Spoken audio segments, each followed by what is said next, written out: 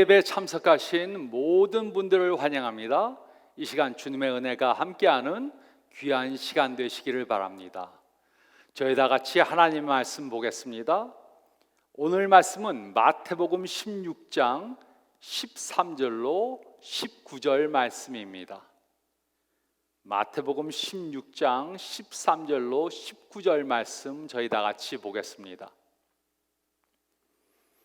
예수께서 가이사라 빌립보 지방에 이르러 제자들에게 물어 가라사대 사람들이 인자를 누구라 하느냐 가로되 더러는 세례 요한 더러는 엘리야 어떤 일은 예레미야나 선지자 중에 하나라 하나이다. 가라사대 너희는 나를 누구라 하느냐 시몬 베드로가 대답하여 가로되 주는 그리스도시요 살아계신 하나님의 아들이시니이다. 예수께서 대답하여 가라사대 바요나 시몬아 내가 복이 있도다. 이를 내게 알게 한 이는 혈육이 아니요 하늘에 계신 내 아버지시니라. 또 내가 내게 이르노니 너는 베드로라. 내가 이 반석 위에 내 교회를 세우리니 음부의 권세가 이기지 못하리라. 내가 천국 열쇠를 내게 주노니 내가 땅에서 무엇이든지 매면 하늘에서도 매일 것이요 내가 땅에서 무엇이든지 풀면 하늘에서도 풀리리라. 아멘. 우리는 오늘부터 오이코스라는 설교 시리즈를 시작합니다. 우리는 이번 시리즈 동안 어떻게 하면 예수님께서 우리들에게 주신 사명을 잘 이룰 수 있는지에 대해 생각해 보겠습니다. 성경에 나오는 아주 중요한 단어 중에 하나는 바로 오이코스라는 단어입니다. 오이코스라는 단어가 중요한 이유는 이 단어가 교회의 목적을 이루는 전략을 말해주기 때문입니다. 교회가 잘 성장하는 이유는 꼭 목사가 좋은 사람이라서가 아닙니다. 교회가 건강하게 성장하는 이유는 꼭 목사가 설교를 잘해서가 아닙니다. 그 대신 교회가 건강하게 잘 성장하는 이유는 교인들이 교회가 존재하는 이유를 잘 알고 있기 때문입니다. 그러므로 교회가 존재하는 목적이 무엇입니까?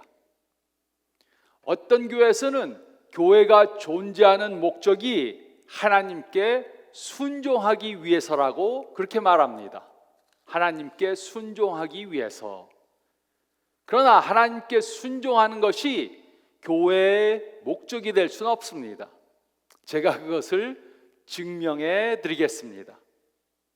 우리가 언제 하나님께 가장 잘 순종할 수 있습니까? 그것은 우리가 죽은 1초 후가 될 것입니다. 이 세상에서 사는 그 어느 때보다 우리가 천국에 가면 우리는 하나님께 더 온전히 순종할 수 있습니다. 죽어서 더 잘할 수 있는 것이 우리가 사는 이유가 될 수 없습니다.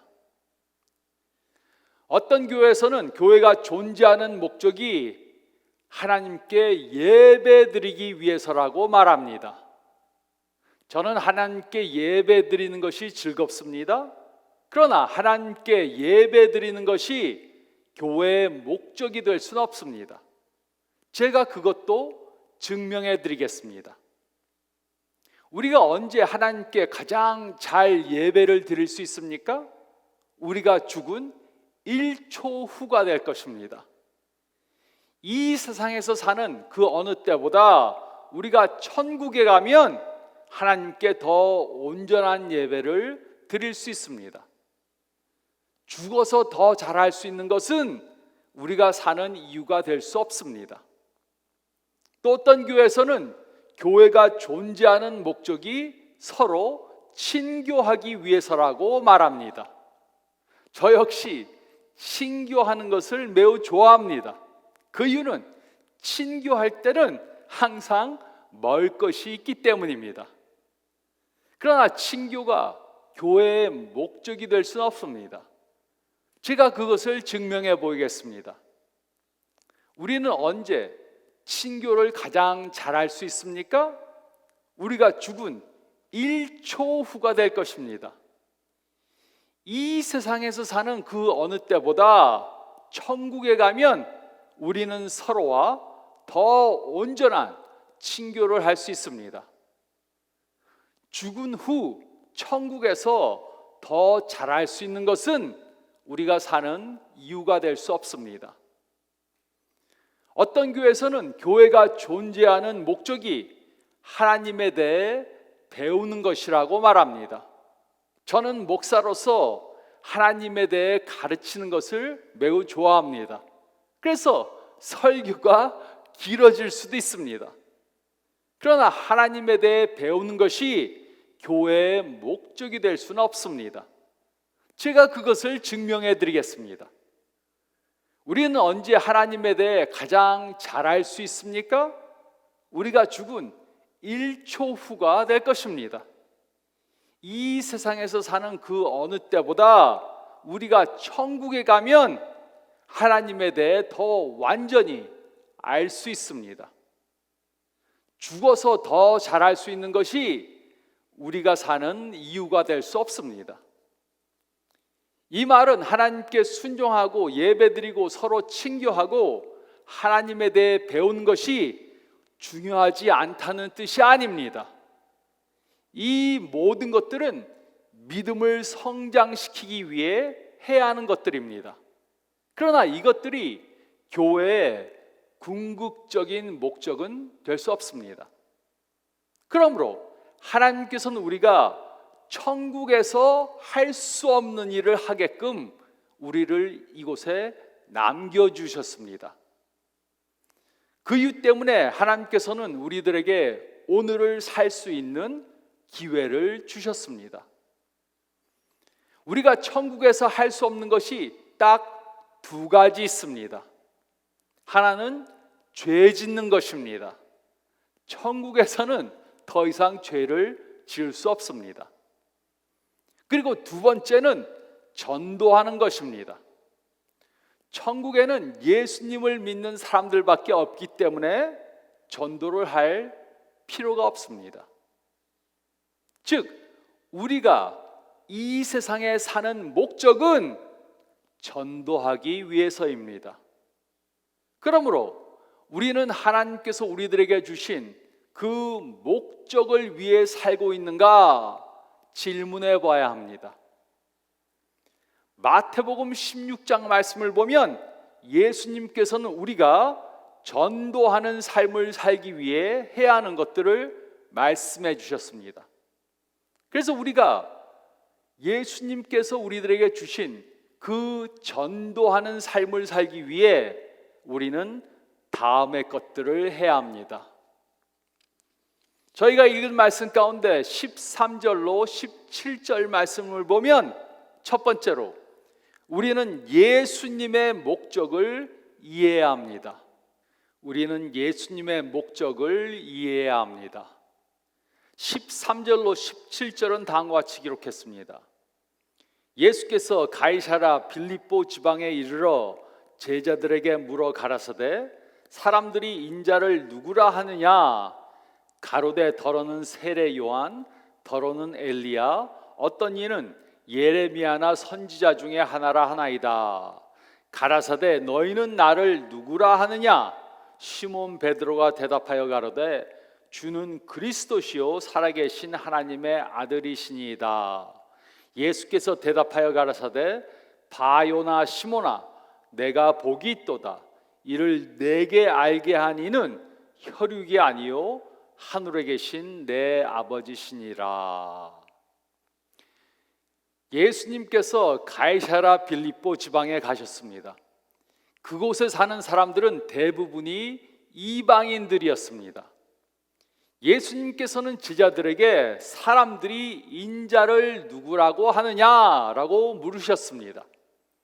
그 당시 사람들은 예수님의 정체성에 대해 여러 다른 생각들을 가지고 있었습니다. 어떤 사람들은 예수님이 죽었다가 다시 살아난 세례 요한이라고 말했습니다. 또 어떤 사람들은 엘리야라고 생각했고, 또 어떤 이들은 예레미야나 선지자 중에 어떤 한 사람이다 이렇게 말했습니다. 그러나 그 누구도 예수님이 메시아라고 고백한 사람은 없었습니다. 제자들의 대답을 들은 예수님께서는 이제 제자들에게 너희는 나를 누구라고 하느냐 물으셨습니다. 이곳에 너희는 복수형입니다. 예수님께서는 제자들 모두에게 물으셨습니다. 그러자 베드로가 12 제자들의 대변인 역할을 했습니다. 그의 고백은 직설적이었습니다. 주는 그리스도시요 살아계신 하나님의 아들이시니다 라고 분명히 말했습니다. 이 고백을 한 베드로는 예수님께서 바요나 시모나 라고 부르셨습니다. 이것은 요나의 아들 시모나라는 뜻입니다. 베드로는 놀라운 고백을 했습니다. 그가 이 고백을 할 수 있도록 그에게 계시해 주신 분은 바로 하나님이셨습니다.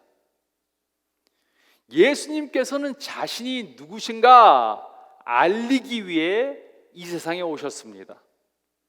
그 이유가 무엇이었습니까? 그 이유는 이 세상 모든 사람들이 예수님을 모르고 죄 가운데 죽어가고 있었기 때문입니다. 그래서 예수님께서는 이 세상을 구원하기 위해 이 세상에 오신 것입니다. 그것이 예수님께서 이 세상에 오신 목적이었습니다.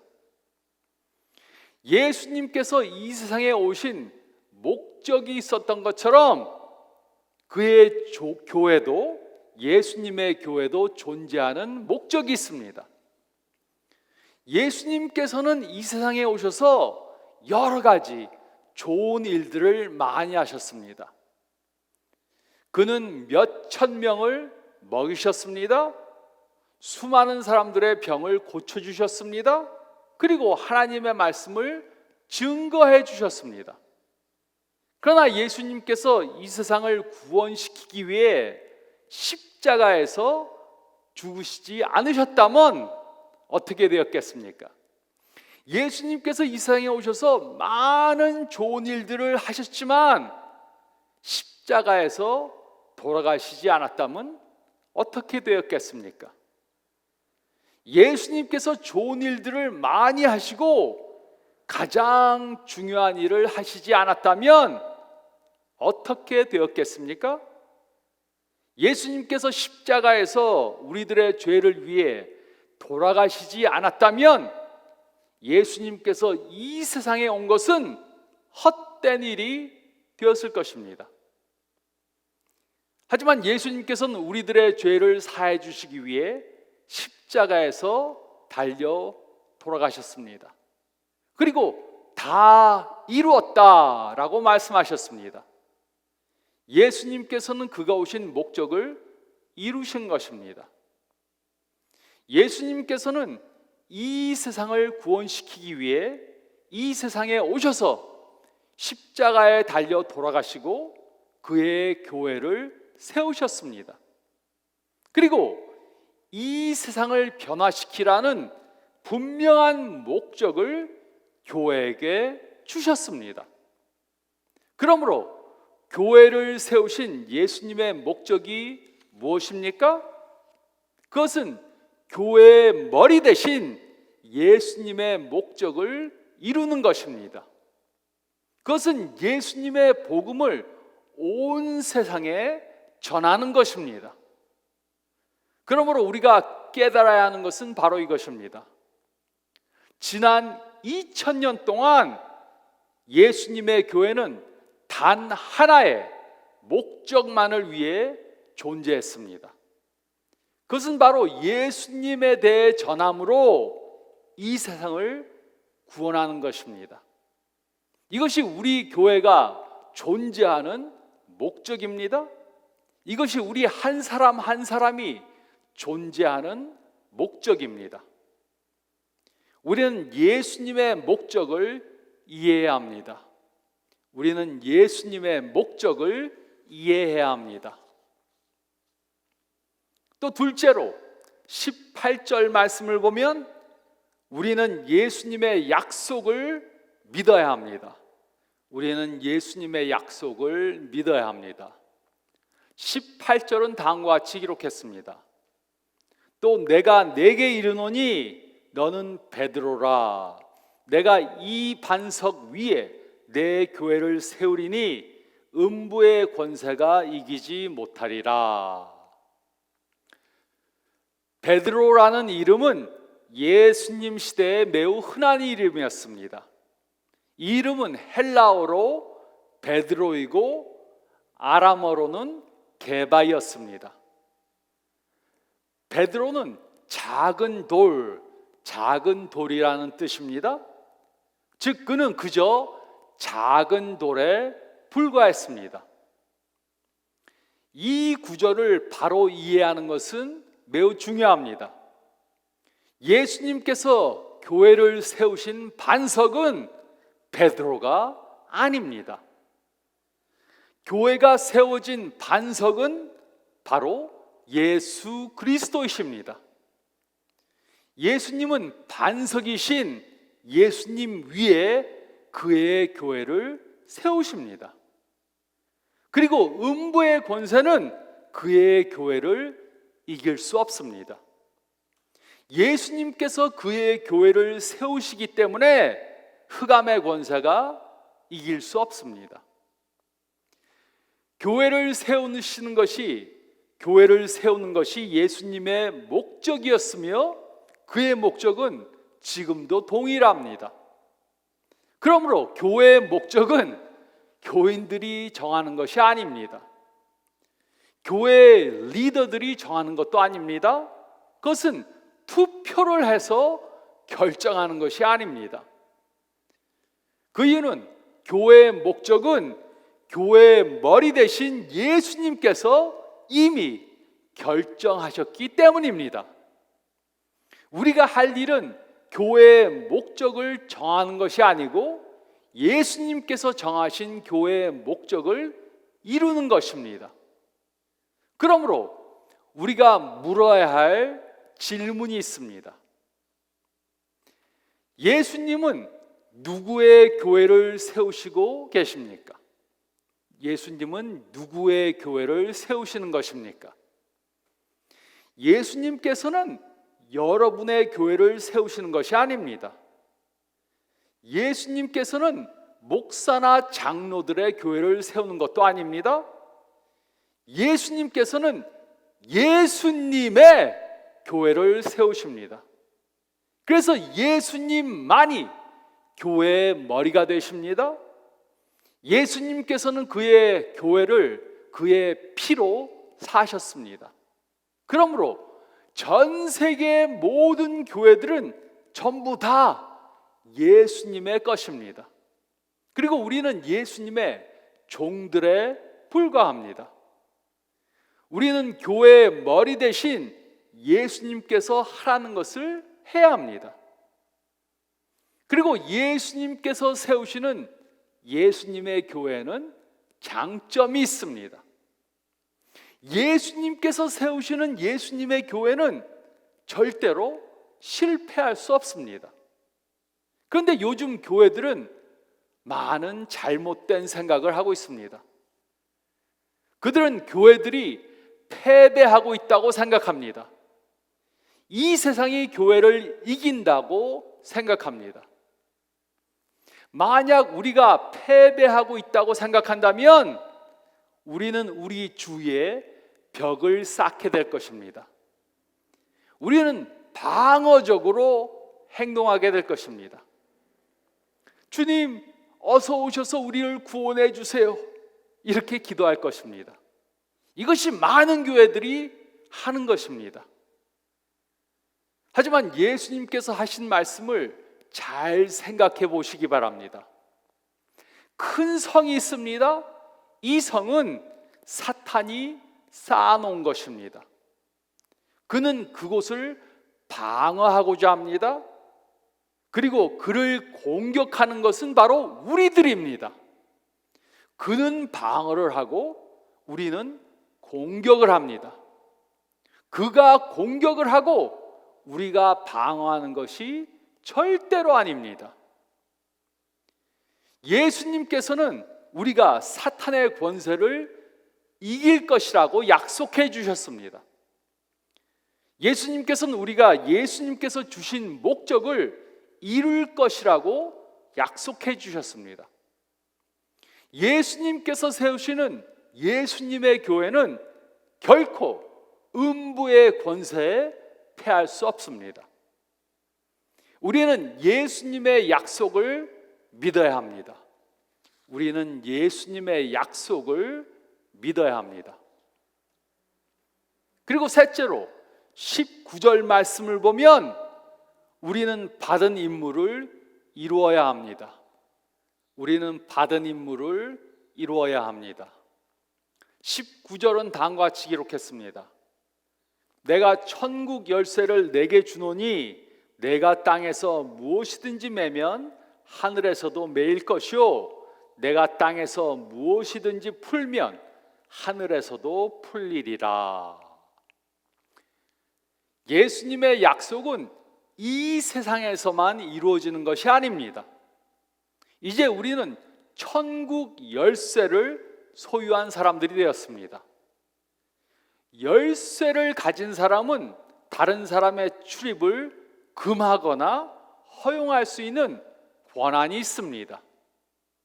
그래서 우리가 땅에서 무엇이든지 매면 하늘에서도 매일 것이고 땅에서 무엇이든지 풀면 하늘에서도 풀릴 것입니다. 예수님의 제자들은 천국 열쇠를 가진 사람들로 이 세상에서 복음을 전함으로 다른 사람들을 천국에 이끌 수 있는 권위를 갖고 있습니다. 그러므로 우리는 어떻게 예수님께서 주신 이 사명을 이루어갈 수 있습니까? 우리의 교회는 어떻게 해야 이 세상을 바꾸는 교회가 될 수 있습니까? 우리는 예수님과 파트너가 되어야 합니다. 우리는 예수님과 파트너가 되어야 합니다. 예수님께서는 베드로뿐만 아니라 다른 제자들과 또 우리들에게도 그 천국 열쇠를 주셨습니다. 우리는 다른 사람들에게 전도함으로 그들을 천국에 이끌 수 있는 권위를 갖고 있습니다. 그러므로 예수님께서 계획하신 전략은 바로 이것입니다. 예수님께서는 잃어버린 자들을 찾아 그들을 구원시키려고 이 세상에 오셨습니다. 그리고 그의 교회를 세우셨습니다. 그러므로 교회의 목적은 잃은 자들을 찾아 그들을 구원하는 것입니다. 이것이 예수님께서 하신 것이고 이것이 우리가 지금 해야 하는 것입니다. 여러분들은 왜 예수님께서 우리를 사용하셔서 그 일을 이루기 원하시는지 생각해 보셨습니까? 여러분들은 왜 예수님께서 우리를 사용하기 원하시는지 생각해 보셨습니까? 우리는 쉽게 흔들립니다. 우리는 충실하지도 못합니다.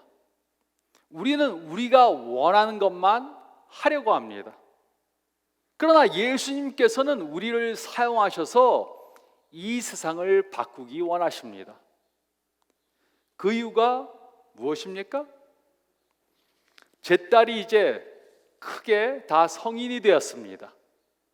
그러나 제 딸이 아주 어렸을 때 봄이면 제가 집에서 꽃을 심었습니다.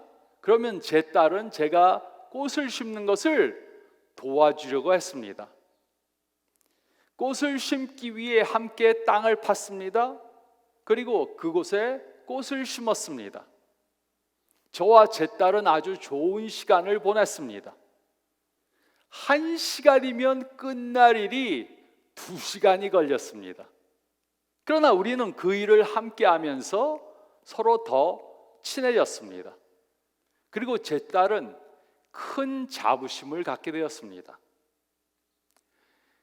예수님께서는 다른 방법으로 세상을 구원시킬 수 있으십니다. 하지만 예수님께서는 우리를 사용하시기로 결정하셨습니다. 우리와 파트너가 되는 것이 가장 효과적인 방법이 아닐 수도 있습니다. 그런데 왜 예수님께서는 우리를 사용하시기로 결정하셨습니까? 그 이유는 우리가 예수님과 함께 사역을 하면 우리는 예수님과 좋은 시간을 갖게 될 것이기 때문입니다.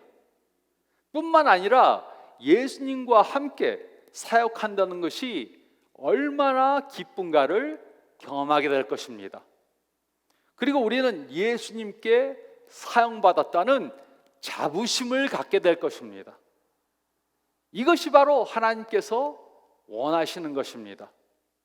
그리고 우리는 예수님의 파트너가 되어서 그 일을 해야 합니다. 우리는 받은 임무를 이루어야 합니다. 우리는 받은 임무를 이루어야 합니다. 어느 한 목사님이 교회 성장 세미나에 참석하셨습니다. 그 세미나는 26명의 강사가 돌아가며 강의하는 매우 큰 세미나였습니다. 그리고 매 강사마다 교회가 성장하기 위해 해야 하는 가장 중요한 것들에 대해 강의했습니다. 모두 26명의 강사들이 강의를 했기 때문에 26가지의 가장 중요한 것에 대해 강의했습니다. 그러나 가장 중요한 것은 26가지가 될 수 없습니다. 가장 중요한 것은 25가지도 될 수 없습니다. 가장 중요한 것이 10가지가 될 수 없습니다. 가장 중요한 것이 2가지가 될 수 없습니다. 우리에게 가장 중요한 것은 단 1가지밖에 될 수 없습니다. 다른 것들이 중요하지 않다는 것이 아닙니다. 그러나 다른 것들은 가장 중요한 것이 아니고 덜 중요한 것입니다. 우리에게는 해야 하는 많은 좋은 일들이 있습니다. 하지만 우리는 좋은 일들을 많이 하다가 가장 중요한 일을 하지 못하면 안 됩니다. 우리가 존재하는 가장 중요한 이유는 단 1가지입니다. 그것은 예수님에 대해 전하는 것입니다. 그래서 이 세상을 구원시키는 것입니다. 우리는 예수님의 목적을 이해해야 합니다. 우리는 예수님의 약속을 믿어야 합니다. 그리고 우리는 받은 임무를 이루어야 합니다. 이렇게 예수님께서 원하시는 예수님의 교회를 세워가는 저와 여러분들이 되시기를 교회의 머리 대신 예수님의 이름으로 축원드립니다. 저희 다 같이 기도드리겠습니다.